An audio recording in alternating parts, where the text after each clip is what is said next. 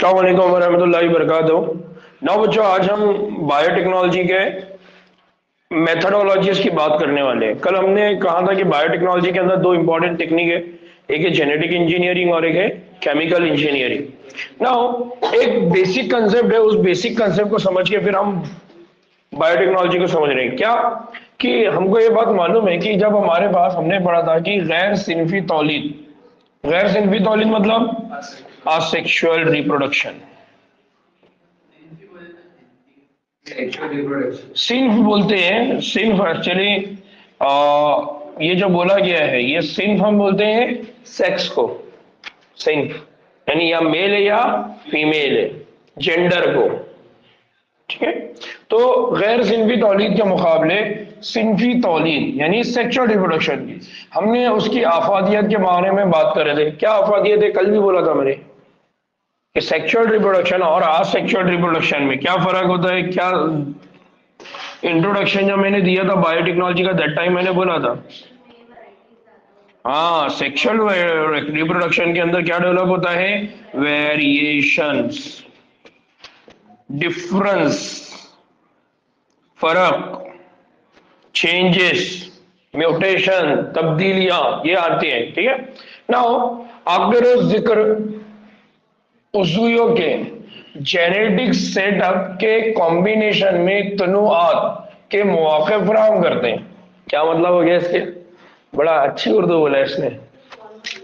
आखिर जिक्र मतलब हाँ, किसका जिक्र, हाँ जिसकी बात अभी हुई, कौन किसकी बात हुई थी, असेक्सुअल और सेक्सुअल रिप्रोडक्शन। तो दोनों में आखिरी कौन था, सेक्सुअल रिप्रोडक्शन। तो वो ये बोल रहा है कि आपको जिक्र यानी जो सिन्फी तौलीद है उसकी बात ये कर रहा है कि जानदारों के अंदर क्या होता है, इसकी वजह से जेनेटिक सेटअप, जेनेटिक मवाद, उसके अंदर क्या होते हैं, कॉम्बिनेशन, और उस कॉम्बिनेशन की वजह से क्या आते हैं, तनुआत यानी क्या आते हैं, वेरिएशन। नो, ये जो सेटअप के कॉम्बिनेशन, ये कॉम्बिनेशन कुछ वर्ड रिकॉम्बिनेशन के दिख रहा है, कहां पढ़े थे हमने ये,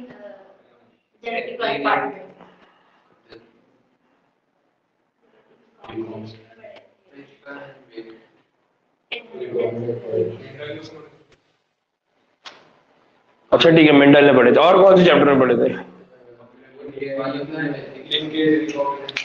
जिनसी यहाँ पर बात चल रही है सेल के डिवीजन वगैरह की, cell the unit of life के मियोसिस, मियोसिस के प्रोफेस, प्रोफेस के पेचाइटिन, जहां पर डीएनए एक दूसरे से क्या होता है, एक्सचेंज, क्रॉसिंग ओवर, उसकी वजह से क्या आता है, वेरिएशन। याद आ रहा है ना, तो वो बात यहां पर चल रही है। मतलब देखो, इतने बड़े पूरे पॉइंट को उसने सिर्फ एक ही लाइन में खत्म कर दिया। अब अगर हमने ये पढ़ा नहीं रहता तो हमको समझ में आता क्या, नाउ नाउ इनमें से कुछ तनुआत यानी कुछ वेरिएशंस, उज़ुयो यानी जानदार, और आबादी यानी वो पॉपुलेशन, उसके लिए क्या होते हैं, फायदेमंद होते हैं। अगर फायदेमंद होंगे तो जनरेशन टू जनरेशन पास होंगे, और वो कैरेक्टर जो जनरेशन पास होता है उसके हिसाब से हम उस जानदार को क्या बोलते हैं, इवोल्यूशन के हिसाब से फिट, स्ट्रांग, फिटनेस। फिटनेस के मामले में हमने कहा था ना कि जो भी वेरिएशन आएगा उसका जेनेटिक बेसिस रहेगा, और वो एक जनरेशन से, तो वो जो पॉपुलेशन है जो अपने कैरेक्टर को आगे की जनरेशन में भेज सकता है वो कहलाएगा फिटेस्ट। याद आ रहा है ना, ये हमने इवोल्यूशन में पढ़े थे ना। पहला एक चैप्टर कंप्लीट हुआ एक लाइन में, दूसरा चैप्टर कंप्लीट हुआ दूसरी लाइन में। अगर हमने पढ़ा है तो, नहीं पढ़ा है तो कोई चीज समझ में नहीं आती ना। फिर गैर सिन्फी तौलीद यानी असेक्सुअल रिप्रोडक्शन में जेनेटिक जो इत्तलात है या जेनेटिक जो मवाद है वो हमेशा क्या रहती है, महफूज रहती है। इसका मतलब वेरिएशन नहीं होता। जबकि सिन्फी तौलीद के अंदर क्या होती है, वो तनु का बास बनती है, यानी किसका बास बन जाती है, वेरिएशन। और इससे भी बड़ा वर्ड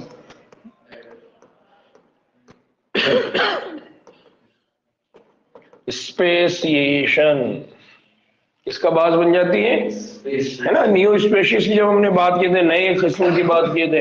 नाउ नबाताती और हैवानी नस्ल अफजाइश के लिए मखलूतियत कि रिवायती तरीकों के इस्तेमाल से मतलूबा जीन की के कई साथ साथ गैर मतलूबा जीन भी क्या हो जाते हैं, शामिल हो जाते हैं। क्योंकि हमने पढ़ा हुआ है कि जो नबातात है या जानदार है उनके अंदर जो नई नस्ल आती है, न्यू जनरेशन जब आती है, तो उस न्यू जनरेशन के लिए उनके दरमियान क्या होता है, मखलूतियत, इख्तिलात, इंटरक्शन होता है। और उस इंटरक्शन का ये डोमेस्टिक तरीका है। लेकिन उस तरीके का बड़ा प्रॉब्लम क्या है, उसमें जनरेशन के अंदर वो जीन भी चले जाएंगे जिसकी जरूरत नहीं है। हाँ याद आ रहा है, तो हमने वो तो एक कंडीशन जो हमने एनिमल हस्बेंड्री में पढ़ा था, वो एक अलग कंसेप्ट हो गया, जहां पर हमने ये पढ़ा था कि क्या बोलते हैं उसको, डिप्रेशन, कौन सा वाला, ब्रीडिंग डिप्रेशन, वो एक अलग कंसेप्ट हो गया, ये अलग कंसेप्ट है। यहाँ पर ये बेसिकली ये बात बता रहे हैं कि जितने भी जानदार हैं, वो चाहे प्लांट हो या एनिमल, उनके अंदर क्या होता है, रिप्रोडक्शन का जो रिवायती तरीका वो ये है कि एक मेल रहेगा, एक फीमेल रहेगा, एक स्पर्म देगा और एक एग देगा, और उसके बाद वहां पर क्या बनेगा, जाइगोट, फिर एक बेबी बनेगा। बट इस पूरे प्रोसेस में ये होगा कि फीमेल के पास से जीन आ रहे हैं, मेल के पास से जीन आ रहे हैं, दोनों भी फायदेमंद जीन दे रहे हैं बट वो नुकसानदार जीन भी दे रहे हैं। फॉर एग्जाम्पल कोई फीमेल है, उसको कलर ब्लाइंडनेस है, तो वो क्या करेगी, जब अपना डीएनए दे रही है तो कलर ब्लाइंडनेस भी आ रहा है। तो प्रॉब्लम ये है कि रिवायती तरीके में एक जो इश्यू है वो ये है कि दोनों भी तरह के जीन एक साथ नई जनरेशन में जा रहे हैं। तो ऐसा कुछ हो सकता है क्या जिसके जरिए हम ये करें कि हमको सिर्फ यूजफुल जीन चाहिए, फायदेमंद जीन चाहिए, जो अनयूजफुल या जो नुकसानदार जीन है वो हमको नहीं चाहिए, ऐसा कुछ हो सकता है क्या? तो उसका इस्तेमाल किसके जरिए हो सकता है, बायोटेक्नोलॉजी, या उस पर्पस को, उस मकसद को हासिल करने के लिए हम किसका यूज कर सकते हैं, बायोटेक्नोलॉजी। क्योंकि कल भी हमने इंट्रोडक्शन में ये बात पढ़ा था कि हम क्या कर सकते हैं, हम हमारा डिजायरेबल सेलेक्टेड जीन को किसी जगह से निकाल सकते हैं, किसी और ऑर्गेनिज्म में उसको क्या कर सकते हैं, इंट्रोड्यूस कर सकते हैं, इंसर्ट कर सकते हैं, दाखिल कर सकते हैं। यानी हम वो सारे जीन निकाल देंगे जिसकी हमको जरूरत नहीं है। हाँ, आइडेंटिफाई करने के लिए, इसीलिए तो हमने ह्यूमन जीनोम प्रोजेक्ट पढ़ा था, याद आ रहा है, ह्यूमन जीनोम प्रोजेक्ट पढ़ा था कि उस ह्यूमन जीनोम प्रोजेक्ट की वजह से हमने एक पर्पस ये भी पढ़ा था कि हमको डीएनए के सीक्वेंस क्या होंगी ये मालूम पड़ जाएगा, कौन सा जीन कहां पर है, उसमें किस तरह की इंफॉर्मेशन है। तो जिस तरह से बुक के अंदर, किताब के अंदर एक लाइन, एक लफ्ज को आप चेंज कर दे तो उसकी मीनिंग बदल जाती है, वैसा डीएनए के सीक्वेंस को चेंज कर दिए तो कैरेक्टरिस्टिक्स बदल जाएंगे, फिनोटाइप चेंज हो जाएगा, है ना। तो वो यही बता रहे कि जो रिवायती जो तरीका है सेक्सुअल रिप्रोडक्शन का, उसका बड़ा नुकसान ये है कि मतलूबा जीन के साथ साथ कौन चले जाते हैं, गैर मतलूबा जीन। तो मस्कुरा बाला खामियों को दूर करने के लिए हम किसका इस्तेमाल कर सकते हैं, जेनेटिक इंजीनियरिंग टेक्निक, जिसमें हम क्या कर सकते हैं, जीन क्लोनिंग। ये बहुत इंपॉर्टेंट है, इसको याद रखिए। क्या कर सकते हैं हम, जीन क्लोनिंग। दूसरा हम क्या कर सकते हैं, जीन ट्रांसफर। क्या कर सकते हैं, एक काम तो हम क्या कर सकते हैं, जीन की क्लोनिंग कर सकते हैं। जीन की क्लोनिंग करने का मतलब क्या है, नंबर में क्या कर सकते हैं, इजाफा। आपको कोई एक जीन चाहिए, फॉर एग्जांपल आपको इंसुलिन बनाने वाला जीन चाहिए या आपको ग्रोथ हार्मोन बनाने वाला जीन चाहिए, तो आप उसके नंबर में क्या कर सकते हैं, इजाफा।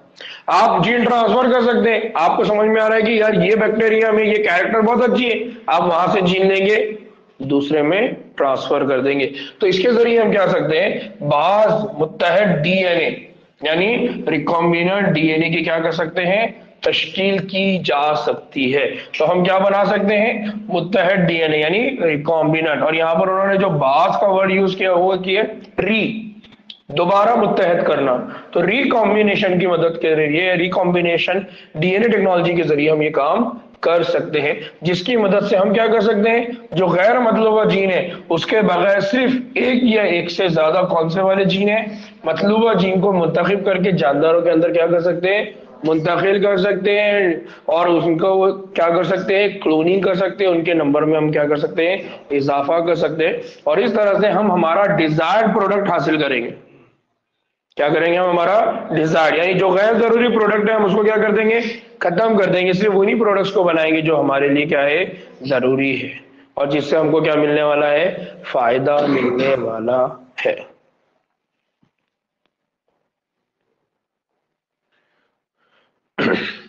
नाउ अब ये एक बेसिक कंसेप्ट था कि भाई क्यों करना है बायोटेक्नोलॉजी, तो इसलिए करना है ताकि हम क्या करें, हमारा डिजायर्ड जीन उसकी क्लोनिंग करें, उसके कॉपी नंबर बढ़ाएं, और हमारे डिजायर्ड जीन को एक जानदार से, एक नो से दूसरे जानदार में, दूसरे नो में क्या कर सके, ट्रांसफर कर सके।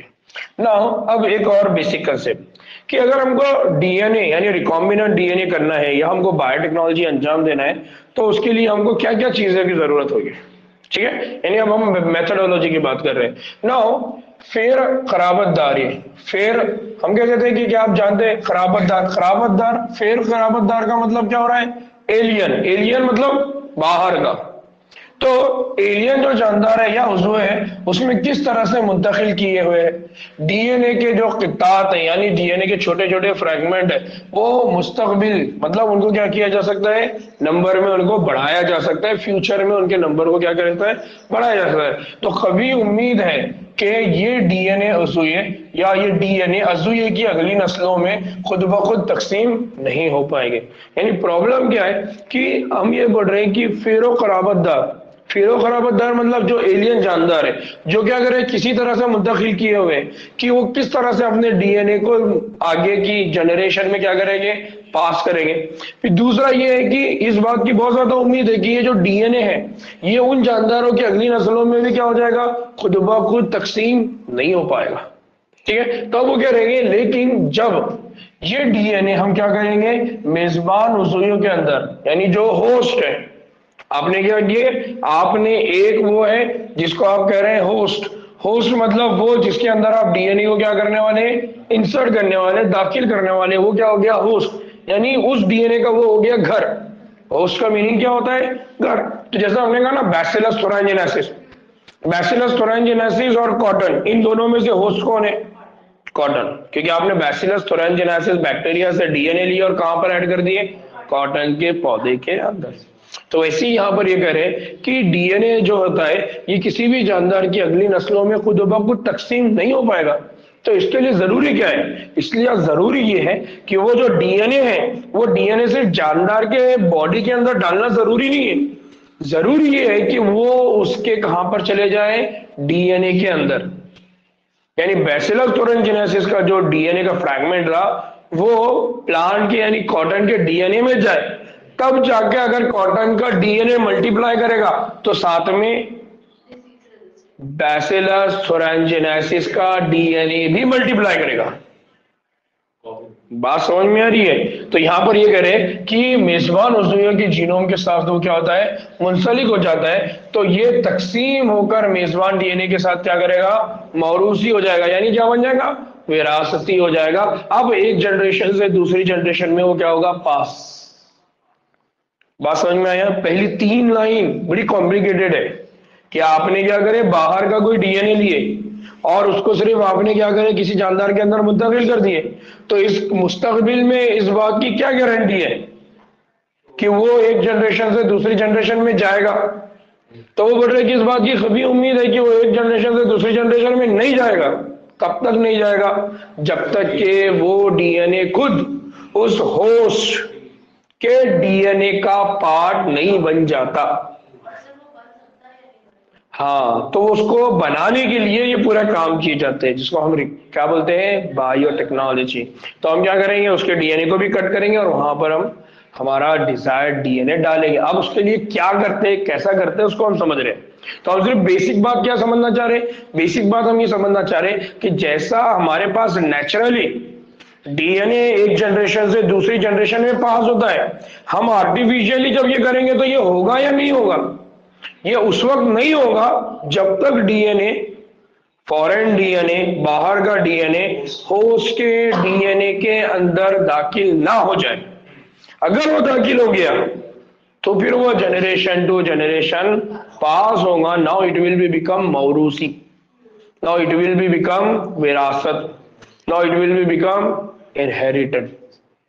बात समझ में आई ना? अब उसी को बात को समझा रहे हैं कि ये जो गैर खराबतदार है, देखो अभी ये मैं कब से कह रहा हूँ फेरा खराब, ये जो गैर खराबतदार है, मैं तब से क्या पढ़ रहा हूँ उसको, मेरे को वही गड़बड़ हो रहा था ना। ये जो गैर खराबतदार है यानी बाहर का जो डीएनए, ये क्या करेगा, ये क्रोमोसोम का हिस्सा होगा जिसमें क्या होंगी, रेप्लीकेशन। अब ये क्रोमोसोम का हिस्सा है और उसके अंदर रेप्लिकेशन की सलाहियत है। इसका मतलब क्या है, इसका मतलब ये है कि ये क्रोमोसोम के उस जगह पे जाके अटैच होना चाहिए जहां पर क्या स्टार्ट होती है, रेप्लिकेशन। अगर ये उस जगह जाके अटैच नहीं हुआ तो फिर उसकी कॉपी नहीं बनेगी। तो उसी को बोल रहे हैं कि क्रोमोसोम में एक मखसूस डीएनए तवातुर होती है यानी सीक्वेंस होती है, उस सीक्वेंस को हम क्या कह सकते हैं, रेप्लिकेशन की इब्तिदा, या हम उसको क्या कहते हैं, ओरिजिन ऑफ रेप्लिकेशन। इसका मतलब हमारा जो गैर खराबतदार डीएनए, जो डिजायर्ड डीएनए, वो क्रोमोसोम के उस हिस्से में जाना चाहिए जहां पर वो रेप्लिकेट कर सके। और रेप्लिकेट करने की सलाहियत क्रोमोसोम के डीएनए में उस हिस्से में है जहां पर क्या मौजूद होता है, ओरिजिन ऑफ रेप्लिकेशन। ऑनलाइन वालों को ये बात जो घुमा फिरा के हो रही बात समझ में आ रही है क्या?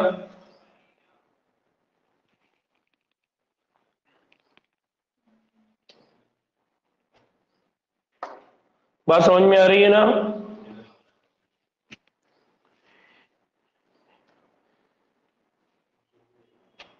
साजिदा बात को समझो, मैं क्या बोल रहा हूं, हम बोल रहे हैं कि कोई डीएनए है जो ना, कोई डीएनए है जो किसी, फॉर एग्जाम्पल जैसा मैंने यहां कहा कि ये एक बैक्टीरिया है और ये पौधा है।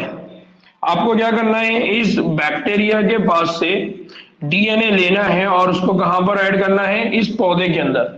तो आप क्या करेंगे, आप जब डीएनए को इस पौधे के अंदर ऐड करेंगे, फॉर एग्जांपल कंसीडर करिए कि यहां से आपने ये डीएनए लिए और वो डीएनए को यहां ऐड कर दिया। अब ये डीएनए जरूरी है कि ये जो डीएनए है, ये डीएनए इस पौधे के डीएनए का पार्ट बन जाए। अगर ये डीएनए का पार्ट यानी इस बैक्टीरिया का डीएनए का पार्ट इस पौधे के डीएनए का पार्ट नहीं बनेगा तो वो कभी भी रेप्लिकेट नहीं कर पाएगा। रेप्लिकेट नहीं कर पाएगा मतलब एक जनरेशन से दूसरी जनरेशन में वो पास नहीं होगा। फिर दूसरी चीज कि ये जो डीएनए है बैक्टीरिया का, जो पौधे के डीएनए में जाने वाला है, उसने जाना भी उस जगह पर है जहां पर क्या हो, जहां पर हो ओरिजिन ऑफ रेप्लिकेशन। जहां पर क्या हो, origin of replication. Origin of replication मतलब यहां से अगर कॉपी बनने की शुरुआत हो रही है तो क्या होगा कि यहां से ये ओरिजिन ऑफ सीक्वेंस होगी। तो जब ये डीएनए मल्टीप्लाई होगा तो साथ में ये छोटा सा डीएनए जो बैक्टीरिया का यहां पर आपने ऐड किया वो भी मल्टीप्लाई करेगा, वो भी रेप्लिकेट होगा। अब इस पौधे से जितने नए पौधे बनेंगे हर किसी में ये बैक्टीरिया का डीएनए क्या होता चला जाएगा, पास होता चला जाएगा, जनरेशन टू जनरेशन आगे कॉपी होता चला जाएगा। हाँ मतलब अगर वो ओरिजिन ऑफ रेप्लिकेशन पे नहीं गया तो उसकी कॉपी नहीं बनेगी, वो मल्टीप्लाई नहीं होगा। किसके साथ मल्टीप्लाई नहीं होगा, होस्ट के डीएनए। तो सर जो प्लांट में डाले तो वहां पे भी कोई चेंज नहीं है? हाँ जहां जाने तो उस प्लांट के अंदर चेंज आ गया ना। क्या चेंज आया प्लांट के अंदर, प्लांट के अंदर ये चेंज आया कि पहले उस पौधे के ऊपर कीड़े आके अटैक कर सकते थे, अब आके अटैक करेंगे तो मर जाएंगे। तो आपने कैरेक्टर को चेंज किया, कैरेक्टर में तब्दीली लाई, लेकिन आपने ये तब्दीली नेचुरली लाई क्या, आर्टिफिशियली लाई। किसका इस्तेमाल करके लाए, बायोटेक्नोलॉजी का इस्तेमाल करके लाए। अब ये पौधे से जितनी भी आगे नई जनरेशन बनेगी हर किसी में ये जीन मौजूद रहेगा और हर उसकी जनरेशन के अंदर ये सलाहियत रहेंगी कि वो बैक्टीरिया से अपने आप को क्या कर सकेगा, बचा सकेगा, रेसिस्ट कर सकेगा। बात समझ में आई? तो इसलिए जरूरी है कि जो डिजायर्ड जीन है वो कहां पर जाए, वो डिजायर्ड जीन उस जगह पर जाए जहां पर क्या है, ओरिजिन ऑफ रेप्लिकेशन। साजिदा बात समझी बच्ची? बात समझी? ये रेप्लिकेशन 4 वगैरह ये बहुत हाइट की बात हो गई, ये डिटेल में हम सिर्फ रेप्लिकेशन के अंदर बात करेंगे, ठीक है। यहां पर सिर्फ हमें तो किस तरह से वो डीएनए के मटेरियल को हम डुप्लीकेट कर सकते हैं, उसके नंबर में इजाफा कर सकते हैं, उसकी बात कर रहे हैं, ठीक।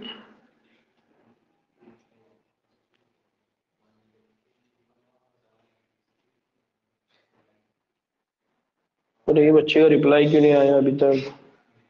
साजिदा, बात समझ में आई?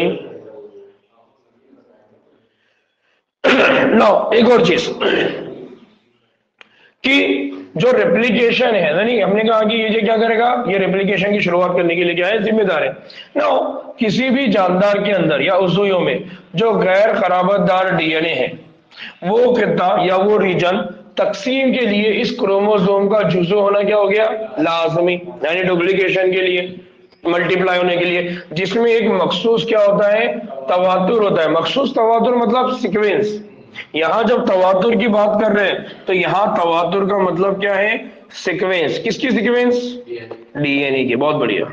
यहां पर क्या होना चाहिए, स्पेसिफिक सीक्वेंस होना चाहिए। उसी को हमने क्या बोला है, ओरिजिन ऑफ रेप्लिकेशन या रेप्लिकेशन की इब्तिदा। इस तरह से एक गैर खराबतदार डीएनए यानी जो एलियन डीएनए है, वो एलियन डीएनए क्या करेगा, रेप्लिकेशन कर सकेगा, और रेप्लिकेशन की इब्तिदा से मुंसलिक या तो मुत्तसिल होता है, ताकि गैर खराबतदार डीएनए क्या करेगा, उस मेजबान खलिए में खुद ब खुद क्या करे, रेप्लिकेट करे, यानी अपने नंबर को क्या करे, बढ़ा दे, और इस तरह से उसकी क्या होगी, तकसीम। इसी अमल को कहा जाता है क्लोनिंग। इस अमल को क्या कहा जाता है, क्लोनिंग। जिसमें क्या होता है, जिसमें किसी भी टेम्पलेट डीएनए की बहुत सी मसावी ममासिल नकल की क्या होती है, बनाई जा सकती है। अब ये मसावी ममासिल नकल का मतलब क्या हुआ है, सेम, एक जैसी दिखने वाली कॉपी, वो क्या करेगा, बनाएगा। तो हूबहू वो कॉपी बनाएगा, एक जैसी दिखने वाली डीएनए की सीक्वेंस वो बनाएगा। यानी आपने क्या किया, बैक्टीरिया का जब डीएनए उसमें ऐड किया, तो बैक्टीरिया की डीएनए की कई सारी कॉपी बनी और सब एक जैसी होगी। उसको हम क्या कहते हैं, क्लोनिंग। क्या कहते हैं उसको, क्लोनिंग। इससे पहले भी हमने इसको पढ़ा हुआ है ना, क्लोन की जब बात हमने किया था। ठीक है, बात समझ में आया? तो बेसिक कंसेप्ट यहां पर क्या याद रखना है कि अगर अगर हमको क्या करना है, अब इधर देखो थोड़ा सा, हमको क्या करना है, ये कोई होस्ट का डीएनए है और ये हमारा डिजायर्ड डीएनए है। ये डिजायर्ड डीएनए इस होस्ट का पार्ट बनना जरूरी है, तभी जाके इसका क्या होगा, इस डीएनए के फ्रैगमेंट का रेप्लिकेशन। क्योंकि अगर इसका रेप्लिकेशन होगा तो इसका भी होगा, इसके जितने नंबर बनेंगे इसके भी उतने ही नंबर बनेंगे। और यही बात वो बता रहे हैं कि जो गैर खराबतदार डीएनए है, यानी जो डीएनए एलियन डीएनए है, जो बाहर का डीएनए है, किसी और ऑर्गेनिज्म का डीएनए, जिस भी होस्ट में आप उसको ऐड करेंगे, जरूरी है कि वो उस होस्ट के डीएनए में चले जाए, जब भी जाके उसकी क्या होगी, क्या रेप्लिकेशन होगा, कॉपी बनेगी। अगर ऐसा नहीं होता है तो उसकी कोई कॉपी नहीं बनेगी, कोई रेप्लिकेशन का प्रोसेस उसका नहीं होगा। में कोई तब्दीली नहीं आएगी, कोई तब्दीली नहीं। अगर डीएनए जाके इंसर्ट नहीं होता है, डीएनए जाके अगर उसके अंदर इंसर्ट नहीं होता है, दाखिल नहीं होता है, तो वो रेप्लिकेट भी नहीं करेगा। ठीक है, लेकिन होस्ट का डीएनए तो रेप्लिकेट करता रहेगा, इसका नहीं होगा। इसका मतलब होस्ट के जो नई जनरेशन आएंगी उसमें कोई तब्दीली भी। नाउ अब एक और चीज कि सबसे पहले हम ये कह रहे हैं कि ये जो मसनूई बाज मुत्तहद डीएनए है, मसनूई बाज मुत्तहद डीएनए मतलब आर्टिफिशियल रिकॉम्बिनेंट डीएनए टेक्नोलॉजी। तो सालमे की तश्कील पर अब हम हमारी तवज्जो क्या करते हैं, मरकूज करते हैं। यानी अब हम पूरी तरह से फोकस हो रहे हैं कि ये डीएनए, जो रिकॉम्बिनेंट डीएनए टेक्नोलॉजी कैसा होती है। तो सबसे पहले एक बात समझ लीजिए कि ये जो बाज मुत्तहद डीएनए है, यानी कौन सा डीएनए, रिकॉम्बिनेंट डीएनए। कौन सा डीएनए है, रिकॉम्बिनेंट डीएनए। इसकी तश्कील साल्मोनेला टाइफीमोरियम, किसमें किया गया, साल्मोनेला टाइफीमोरियम। कौन है ये, हाँ बहुत बढ़िया, साल्मोनेला टाइफीमोरियम। साल्मोनेला टाइफीमोरियम जो था, याद आ रहा है, कहां पढ़े हम लोगों ने ये, ह्यूमन हेल्थ एंड डिजीज हमने पढ़ा था ना। टाइफाइड की बीमारी के लिए जिम्मेदार जो बैक्टीरिया है, तो ये साइफर साल्मोनेला टाइफीमोरियम जो है, उसका उन्होंने क्या लिया, प्लाज्मिड। साल्मोनेला टाइफी का उन्होंने क्या लिया, plasmid. No, what is mean by plasmid, ये सब पढ़ चुके हम। प्लाज्मिड, प्लाज्मिड कहां पढ़े थे, cell the unit of life. क्या पढ़े थे हमने, प्लाज्मिड के मामले में क्या पढ़े थे?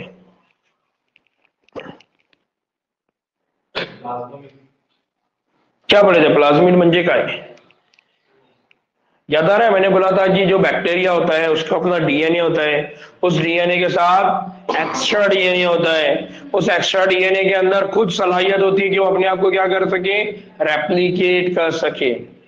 तो extra chromosomal double stranded circular DNA material, उसको हमने कहा था प्लाज्मिड। इसका मतलब क्या हो गया कि सबसे पहले जब रेकॉम्बिनेंट डीएनए टेक्नोलॉजी इस्तेमाल करना था तो साल्मोनेला टाइफीमुरियम को क्या लिया उन्होंने? प्लाज्मिड। ये प्लाज्मिड क्या है? ये एक दायरवी यानी सर्कुलर इजाफी क्रोमोसोमल है, डीएनए है जो खुद ब खुद क्या कर सकता है? रेप्लिकेशन कर सकता है। ये डेफिनेशन हमने उस वक्त याद करे थे। प्लाज्मिड का मतलब क्या होता है? Plasmid mean circular double stranded DNA, जो कि कैसा होता है? एक्स्ट्रा होता है। तो इसलिए मैंने डेफिनेशन बोला था extra chromosomal double stranded circular self replicating. याद आ रहा है? ये पूरी डेफिनेशन हमने लिखी थी 4 पॉइंट्स बना के। डीएनए मटेरियल उसको क्या बोला जाता है? प्लाज्मिड। तब उन्होंने क्या किए? उन्होंने उसमें से एंटीबायोटिक मजामती जीन क्या लिया उन्होंने इसमें से? इन्होंने इसमें से लिया एंटीबायोटिक रेजिस्टेंस जीन। क्या मतलब होगा इसका? रेजिस्ट करता मतलब साल्मोनेला टाइफीमुरियम को अगर आपने कोई एंटीबायोटिक अप्लाई करे तो साल्मोनेला टाइफी की मौत नहीं होगी। क्यों नहीं होगी? क्योंकि उसके पास एक जीन है, वो जीन उस एंटीबायोटिक का असर को क्या कर देता है? खत्म कर देता है। और उसी जीन का नाम क्या रखा गया है? Antibiotic resistance gene. क्या आप इसको कोई भी एंटीबायोटिक दो, साल्मोनेला टाइफी नहीं मरने वाला। तो अब क्या हुआ? इन्होंने सबसे पहले एक बैक्टीरिया लिया जिसका नाम है साल्मोनेला टाइफीमुरियम, उसका प्लाज्मिड लिए, उस प्लाज्मिड में का एक जीन लिए जिसका नाम जो कौन है? Antibiotic resistance gene. और उसका क्या किया उन्होंने? इतने साल के इम्कान से नमूदार हुए, इतने साल के इम्कान से नमूदार हुए। यानी प्लाज्मिड की खास बात यह कि प्लाज्मिड हमेशा एक बैक्टीरिया सेल से दूसरे बैक्टीरिया सेल के पास जाता है। यानी साल्मोनेला टाइफीमुरियम क्या करेगा? अपने पास जो प्लाज्मिड है वो सेम प्लाज्मिड वो दूसरे बैक्टीरिया को देगा। आपके पास पैसे हैं, आप ज़कात निकाल के दूसरे को देते हैं कि भाई मेरा फायदा तो हो रहा तेरा भी होना। तो ये जो समझ है ये इनमें भी है। तो साल्मोनेला टाइफी क्या करता है? अगर कोई दूसरा साल्मोनेला टाइफी है उसके पास प्लाज्मिड नहीं है तो उसको वो क्या देता है? प्लाज्मिड। तो साइंटिस्ट को ये बात समझ में आई कि अरे यार नेचुरली जब ये एक दूसरे को इतने साल करते हैं, कनेक्ट करते हैं, देते लेते हैं, तो आर्टिफिशियली ये काम हम कर सकते हैं। समझ में आया? तो इस तरह से यहाँ तो क्या हुआ? 2 साइंटिस्ट थे जिनका नाम है स्टेनले कोहेन। क्या नाम है उनका? Stanley Cohen. और दूसरे है रॉबर्ट बोयर। दूसरे कौन है? रॉबर्ट। दूसरे कौन है? रॉबर्ट बोयर। तो ये जो रॉबर्ट है यहाँ पर उनका नाम है हर्बर्ट बोयर। ठीक है, यहाँ पर हर है छुड़ गया इसलिए हो गया रॉबर्ट। ठीक है, तो इन्होंने क्या किए? 1972 में मस्कूरा वाला काम को प्लाज्मिड से डीएनए के खित्ते को काटकर अंजाम दिया। यानी उन्होंने क्या करे? उस प्लाज्मिड में से वो जो जीन है, कौन सा जीन? एंटीबायोटिक रेजिस्टेंस जीन, उसको उन्होंने क्या कर दिया? वहां से कट कर दिया। कट करके उन्होंने क्या किया? जिसमें एंटीबायोटिक मजामत फराहम करने के लिए जिम्मेदार जीन मौजूद था, उन्होंने क्या कर दिया? उसको वहां से कट कर दिया। और कट करके उसको क्या किया? दूसरी जगह क्या कर दिया? ट्रांसफर कर दिया। यानी उनको ये बात समझ में आई कि प्लाज्मिड को हम निकाल सकते हैं, और प्लाज्मिड में से भी किसको निकाल सकते हैं? Antibiotic resistance gene. अब सवाल ये आता है कि उन्होंने ये काम कैसा किया? उन्होंने कैसा वो डीएनए को निकाला होगा? फिर डीएनए में से स्पेसिफिकली उसी जीन को कैसा कट किया होगा? तो ये बहुत इंपॉर्टेंट है। उन्होंने क्या किया? उन्होंने कैंची इस्तेमाल करे, और ये कैंची अपने लोहे वाली कैंची नहीं है मंसूर भाई, ये मॉलिक्यूलर कैंची है, इसलिए उसका नाम क्या है? साल्माती कैंची। क्या नाम है? सालमाती कैंची। तो ये जो कैंची है ना, ये कैंची अपनी वाली है सिर्फ समझने के लिए। तो ये कैंची ने क्या करी, इस डीएनए को कट कर दी, यानी इस डीएनए का इतने सेगमेंट को हमने निकाल दिए। ये जो सेगमेंट है डीएनए का, ये कौन सा है? Antibiotic resistance gene. तो इसका मतलब ये है कि यहां पर कुछ ऐसे एंजाइम्स है जो डीएनए को क्या करते हैं, तोड़ते हैं। तो उनको क्या बोला जाता है? उनको बोला जाता है मॉलिक्यूलर सीजर। सीजर की स्पेलिंग क्या है यार? सीजर का एक्चुअली स्पेलिंग क्या है? सीजर मेरे हिसाब से SISORE है शायद। सीजर एक बार देख लेना। मॉलिक्यूलर कैंची, उसको क्या बोला जाता है? मॉलिक्यूलर कैंची, यानी हम उसको क्या कहते हैं? सालेमाती कैंची। डबल ऐसे ना, बस इतना ही है ना। हाँ, तो मॉलिक्यूलर सीजर, मॉलिक्यूलर सीजर का मतलब क्या है? वो जो डीएनए को क्या करेंगे, कट करेंगे। अब कौन है ये सालमाती कैंची? तो ये सालमाती कैंची को कहा जाता है बंदिशी खामरे। उनको बोला जाता है रेस्ट्रिक्शन एंजाइम। तो अब उनको क्या करना था? प्लाज्मिड में से डीएनए कट करना था और उसको निकालना था। तो उन्होंने क्या दिमाग लगाया? उन्होंने ये दिमाग लगाया कि ये काम कैसा होता होगा कि जब कोई वायरस का डीएनए हमारे बॉडी के अंदर आता है, तो वो हमारे बॉडी के अंदर आने के बाद हमारे डीएनए के अंदर शामिल क्यों नहीं होता? वायरस का डीएनए जब हमारे जिस्म में आ रहा है, तो वो वायरस का डीएनए हमारे डीएनए में शामिल क्यों नहीं होता? और अगर हो गया तो हम बीमार हो जाते, लेकिन अक्सर व बेशतर हम बीमार क्यों नहीं होते? इसका मतलब इसके अंदर कुछ तो खास बात है जो हमारे बॉडी में है। इसका मतलब ये है कि वो जो डीएनए मटेरियल है उसको कोई तो भी तोड़ता है, कोई तो भी उसको रेस्ट्रिक्ट करता है, कोई तो भी उसको रोक देता है। यही सेम लॉजिक पे उन्होंने दिमाग लगाया और उन्होंने क्या करे, वायरस को बैक्टीरिया के साथ इंटरेक्ट करवाए। तो वो बैक्टीरिया के अंदर जैसे वायरस का डीएनए गया, तो उस बैक्टीरिया के अंदर मौजूद एंजाइम्स ने उस वायरस के डीएनए को बैक्टीरिया के डीएनए में जाने नहीं दिया। क्यों जाने नहीं दिया? क्योंकि उन्होंने उस वायरस के डीएनए को वहीं क्या कर दिया था, कट, यानी उसको क्या कर दिया था उन्होंने, रेस्ट्रिक्ट। वहीं उन्होंने क्या कर दिया था, उसको रोक दिया था। तो वहां से फिर उनको एक कंसेप्ट आया कि हम क्या कर सकते हैं, हमारे डिजायर्ड जीन को प्लाज्मिड में से निकाल सकते हैं। उसको निकालने के लिए हमको क्या चाहिए, एक कैंची चाहिए। लेकिन वो कैंची भी कैसी रहना चाहिए, सेल के अंदर वाली। इसका मतलब मॉलिक्यूलर लेवल पे होना चाहिए। तो उन्होंने वो मॉलिक्यूलर कैंची को आइडेंटिफाई किया, जिसका नाम आगे क्या रखा गया, रेस्ट्रिक्शन एंजाइम। उसकी खोज से फिर डीएनए को हमने क्या किया, मखसूस जगहों पर क्या करना था, आसानी से काटा जा सकता था। लिक्विड में रहता है। मैंने खुद परफॉर्म किया ना, मैं जेएनयू क्या करने गया था, यही सब काम करने गया था। फिर कटे हुए डीएनए का हिस्सा प्लाज्मिड डीएनए से मुंसलिक किया जाता है। फिर आपने क्या करे, वो जो डीएनए आपने इसको कट करे, अब उसको क्या करे, आपने दूसरे प्लाज्मिड के साथ डाले। अब एक प्लाज्मिड से आपने लिए, दूसरे प्लाज्मिड में डाले। क्यों? पहले से इसलिए लिए क्योंकि वो प्रॉपर्टी उस प्लाज्मिड के जीन में थी। अब दूसरा प्लाज्मिड इसलिए लिए क्योंकि plasmid is responsible for the transmission from one bacterial cell to another bacterial cell. एक बैक्टीरिया से दूसरा बैक्टीरिया में ले जाने की जिम्मेदारी किसकी है, फिर प्लाज्मिड की है। इसका मतलब हमको क्या करना पड़ेगा, अब अगर दोबारा वो बैक्टीरिया के अंदर या दोबारा उस सेल के अंदर अगर डालना है, तो फिर से हमको उस जीन को हमारे डिजायर्ड वेक्टर में डालना पड़ेगा। यहां वेक्टर का काम कौन कर रहा है, प्लाज्मिड।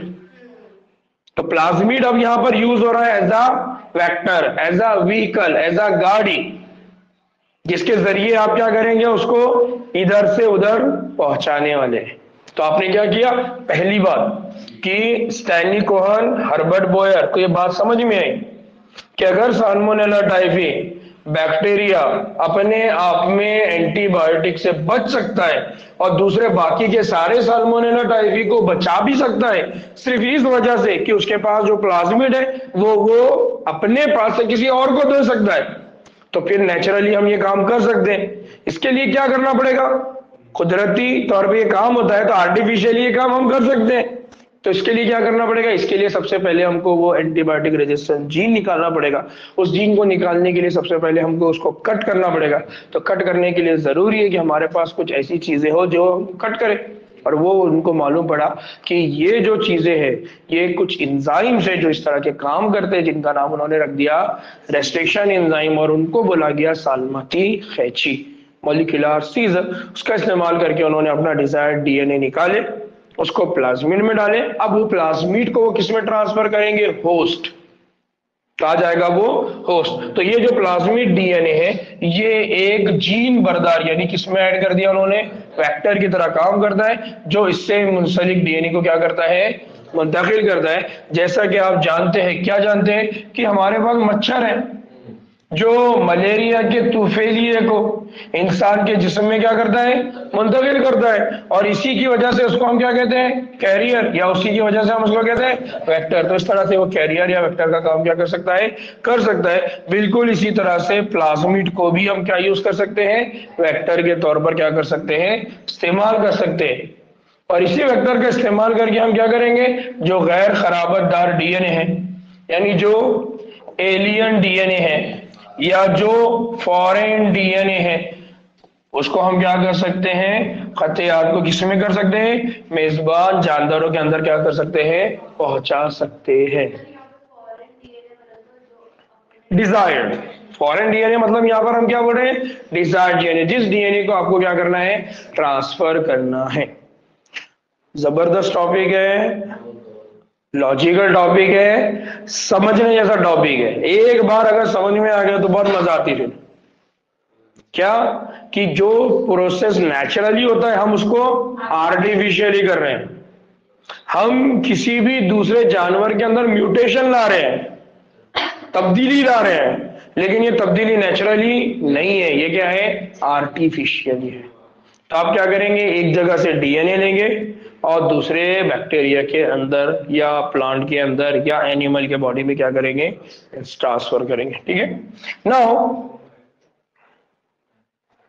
ये जो एंटीबायोटिक मज़ाहिम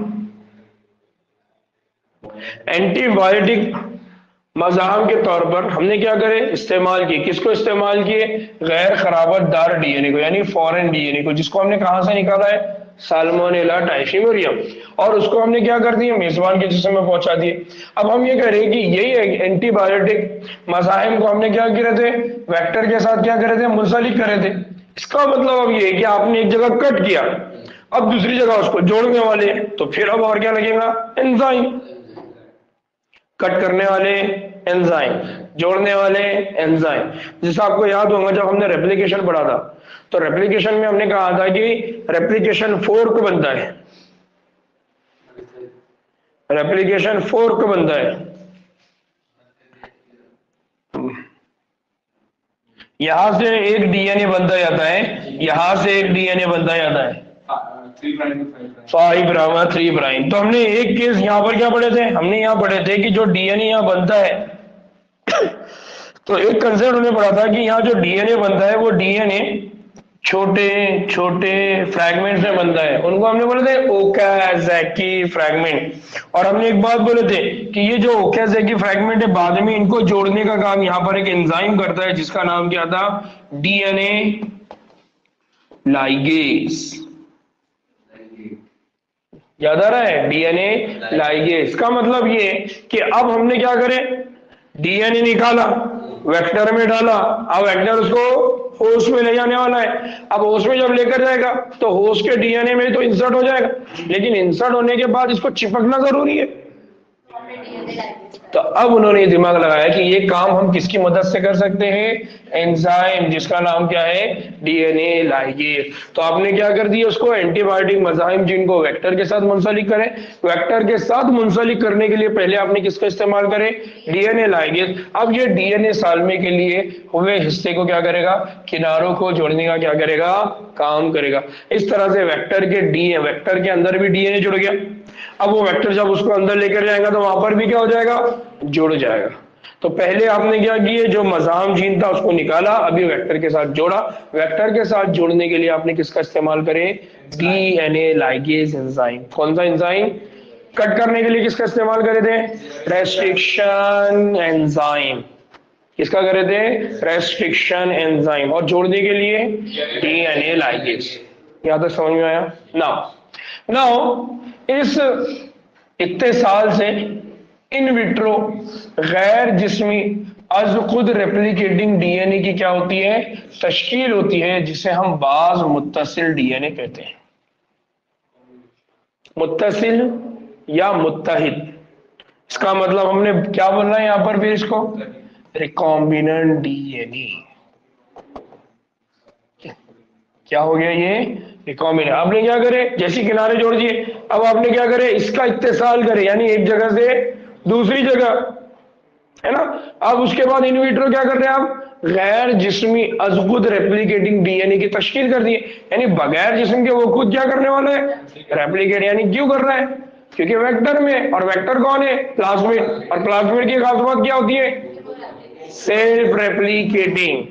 प्लाज्मिड की खास बात क्या होती है, खुद से अपनी वो क्या करता है, नंबर को बढ़ाता है। इसलिए नाउ जब ये डीएनए इकोलाई यानी एक बैक्टीरिया जो साल्मोनेला से काफी क्या रखता है, मुशाबे, उसमें क्या किया जाता है, मुंतकिल किया जाता है, तो अब क्या होगा, अब ये हो गया नया मेजबान।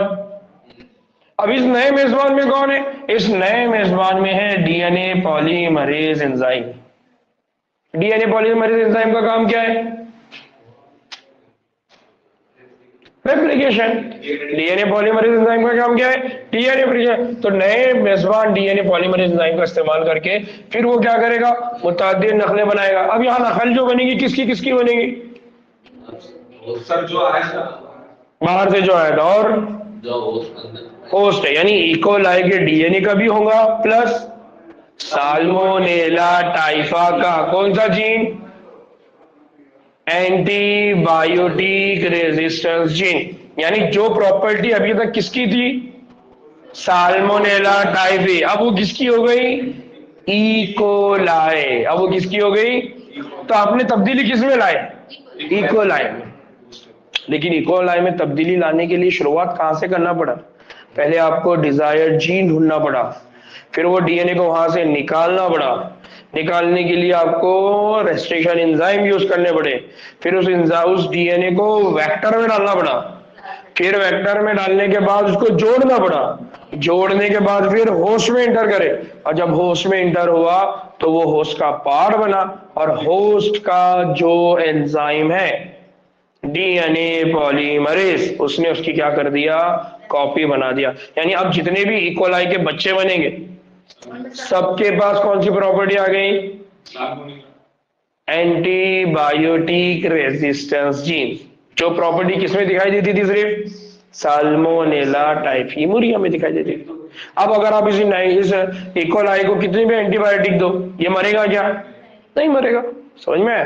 तो ये इस तरह से इकोलाई में क्या हो गया, एंटीबायोटिक मज़ाहम जीन मसनूई तरीके से क्या हो गया, पहुंच गया।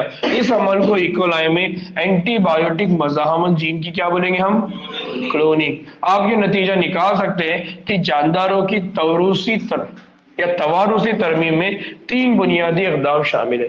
यानी अगर हमको आर्टिफिशियल लेवल पे मसनूई तरीके से अगर तब्दीली लाना है, विरासती चेंज लाना है, तो हमारे पास 3 इंपॉर्टेंट स्टेप जरूरी है। पहला क्या होना चाहिए, मतलूबा जीन। मतलूबा जीन की हामिल डीएनए की क्या हो, शनाख्त हो। जैसे यहाँ पर हमको किसकी शनाख्त थी, एंटीबायोटिक रेजिस्टेंस जीन, और वो किसमें, साल्मोनेला टाइफी। ह्यूमन के अंदर कौन है, इंसुलिन का जीन है ना, तो इनको इसके पहले क्या होना चाहिए, शनाख्त। दूसरा, शनाख्त किए गए डीएनए की मेजबान में मुंतकिली। दूसरा काम हमको क्या करना पड़ेगा, जो डीएनए हमने आइसोलेट करे, शनाख्त करे, अलग करे, अब हम उसको किस में डालेंगे, होस्ट में, मेजबान में, तभी जाके उसके नंबर में क्या होगा, इजाफा। लास्ट, मुंतकिल किए गए डीएनए की मेजबान में रख रखाव और उसकी अगली नस्ल। यानी डीएनए सिर्फ निकालना और सिर्फ होस्ट में इंटर करना इंपॉर्टेंट नहीं है, होस्ट का पार्ट बनना चाहिए और होस्ट के डीएनए में वो रहना चाहिए। नहीं तो मालूम पड़ा होस्ट के डीएनए उस डीएनए के फ्रैगमेंट को निकाल के बाहर फेंक दिया। क्योंकि जैसा हमने कहा ना कि अगर फेवरेबल म्यूटेशन होती है तो वो डीएनए में रह जाती है और जनरेशन टू जनरेशन पास होती है, लेकिन अगर वो अनफेवरेबल है तो नहीं होगी। तो यहाँ पर ये है कि आपने जो जीन ट्रांसफर करे थे वो जीन के नंबर बढ़ना भी चाहिए और नेक्स्ट जनरेशन में पास होना भी चाहिए। तो इसके लिए भी हमको क्या करना पड़ता है, एफर्ट्स लेना पड़ता है, यानी वो काम करना होता है। तो ना ये 10-15 मिनट का काम है। मैं हर दिन में जेएनयू में ऐसा करके 10 से 15 हम लोग बैक्टीरिया को मॉडिफाई करते रहते थे, इतनी फास्ट काम होता है। हम एक को थोड़ी पकड़ के करते हैं, वही बोला ना, एक को थोड़ी ना करते हैं, एक्यूरेसी पे काम होता है, रेंज में काम होता है। समझ में आ रहा है? यानी आपको 100 गुलाबी जामुन बनाना है, ठीक है, तो आप क्या करेंगे, 100 गुलाबी जामुन जब बनाएंगे तो आपको ये मालूम है कि मेरे को मार्केट में 50 ही देना है, मैं 100 क्यों बना रहा हूं? हो सकता है कि कुछ टूट फूट जाए तो मेरा नुकसान नहीं होगा। तो रेंज में काम होता है। समझ में आ रहा है? तो प्रोडक्ट जो भी बनता है उसकी एक रेंज होती है, यानी जितनी आपको देना है उससे ज्यादा। ठीक है, तो ये बेसिक कंसेप्ट है। कल इंशाल्लाह इससे आगे की हम बात करेंगे। ये बहुत बेसिक कंसेप्ट है, सिर्फ इसकी लैंग्वेज बड़ी मुश्किल है एनसीईआरटी की बायोटेक्नोलॉजी में। उसका रीजन क्या है? उसका रीजन ये है कि जिन्होंने इसको ट्रांसलेट करे वो बेचारों ने भी इसको पढ़ा हुआ नहीं होगा बराबर। ठीक है, तो खैर हम लोग कोशिश कर रहे हैं, दुआ करिए अल्लाह ताला से कि हम उसको और आसान करें। ठीक, चलिए, अस्सलाम वालेकुम रहमतुल्लाहि बरकातहू।